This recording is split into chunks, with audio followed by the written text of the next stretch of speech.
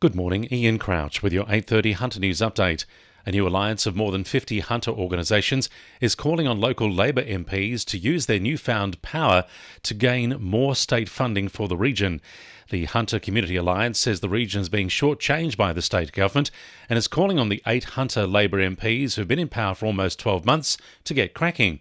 The Alliance has put together a submission ahead of the June budget calling for $10 million a year for a regional energy transition authority, as well as $41 million to refurbish Tyers Hill TAFE, along with an expansion of the royalties for a rejuvenation fund from $25 million to $150 million. Police are still searching for those responsible for a pursuit involving cars stolen from Lake Macquarie in the Central Coast. Officers had to terminate a pursuit at Swansea due to safety concerns on Sunday involving a BMW and a Mercedes. It's believed the Mercedes was stolen during an aggravated break-in at Belmont on Saturday, while police say up to 6 people dressed in light-coloured tracksuits stole a BMW from a home at Blue Haven on Sunday and assaulted a woman. The car was later found dumped at Fletcher. Hunter residents will be able to attend a series titled Conversations for Palestine taking place in Newcastle later this week. It's aimed at creating a safe, independently led space to share culture and connect, while also focusing on international law and Australia's obligations under this. Event organiser Katerina Skumbas says there'll be an array of speakers. Rowan is Rita Judbury Markwell from Birchgrove Legal, the firm that's recently referred Prime Minister Anthony Albanese to the International Criminal Court as an accessory to genocide in Gaza. And Rita's really bringing a huge experience in public policy and legal advocacy work. The event will take place at Newcastle City Hall on Thursday from 6 p.m. There's a fresh push to develop defence-related industries at Williamtown. Plans for a high-tech industrial precinct on Cabbage Tree Road have taken another step forward, with the Planning Department requesting an environmental impact statement for the project. It's set to be housed in the same area earmarked for the Special Activation Precinct, which was cancelled by the state government last year. Diversity in the Hunters' nightlife economy is set to gain a boost, with the second phase of live venue performance grants now open. Hospitality owners can apply for funds of up to $80,000. Successful applicants can use the grant funding towards purchasing and installing essential equipment, start-up programming and marketing.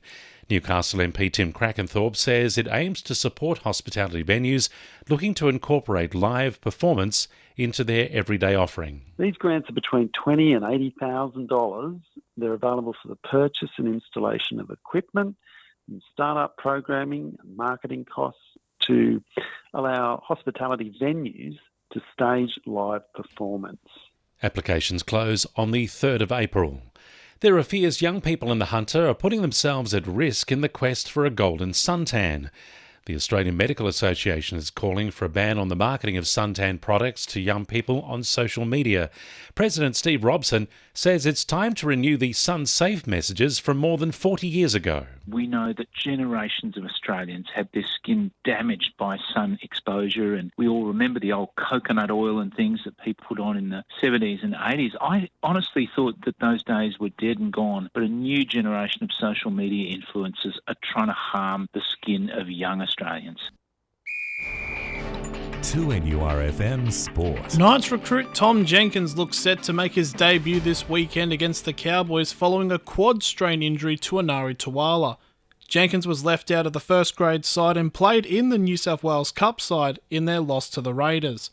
Meanwhile, Knights centre Dane Gagai has made his hopes clear for a contract extension with the club after this season.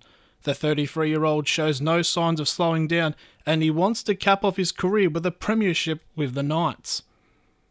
Newcastle surfer Cade Kelly has become the youngest person to compete in a Surfest Men's Pro Heat at just 12 years old. Kelly finished the heat with a 8.83 score at Meriwether Beach yesterday, sending him into the next round.